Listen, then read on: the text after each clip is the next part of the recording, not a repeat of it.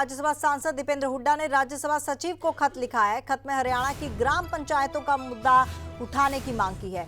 ग्राम पंचायतों के अधिकार पर कटौती का आरोप लगाया है और ग्राम पंचायत की नई व्यवस्था को वापस करने की मांग उठाई है। तो खत में हरियाणा की ग्राम पंचायतों का मुद्दा उठाने की मांग की है और ये खत लिखा है राज्यसभा सांसद दीपेंद्र हुड्डा ने राज्यसभा सचिव को। तो राज्यसभा सचिव को राज्यसभा सांसद का खत और खत में हरियाणा की ग्राम पंचायतों का मुद्दा उठाने की मांग की है। ग्राम पंचायतों के अधिकार पर कटौती का आरोप लगाया है और ग्राम पंचायतों की नई व्यवस्था को वापस करने की भी मांग उठाई है।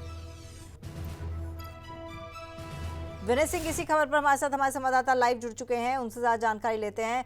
विनय, क्या कुछ कहना चाहते हैं दीपेंद्र हुड्डा?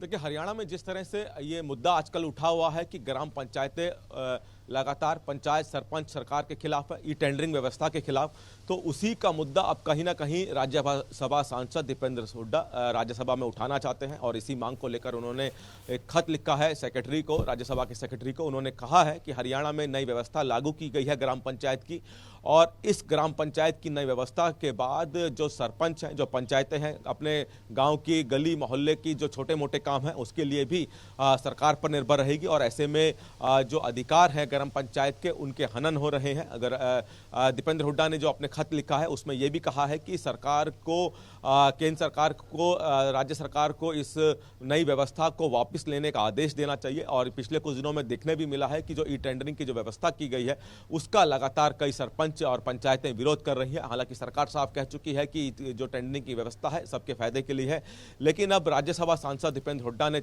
मांग की है कि इसको सदन में उठाया जाए। सदन में समय मांगा है उन्होंने इस मुद्दे को उठाने का। अब देखना है कि क्या उनको समय मिलता है या नहीं, लेकिन दीपेंद्र हुड्डा ने कोशिश की है कि जो मांग अभी तक हरियाणा की गलियों में हो रही थी, हरियाणा के पंचायतों में हो रही थी, उसको राज्यसभा के पटल में उठाया जाए। और इसीलिए उन्होंने अपनी इस मांग को लेकर खत लिखा है कि उनको समय दिया जाए ताकि वो ये बात संसद में रख सकें और जवाब मांग सके सरकार से। उन्होंने ये भी कहा है कि राज्य सरकार को आदेश दिया जाए कि इस नई व्यवस्था को वापस लिया जाए। जी चलिए, बहुत बहुत धन्यवाद आपका विनय तमाम जानकारी के लिए।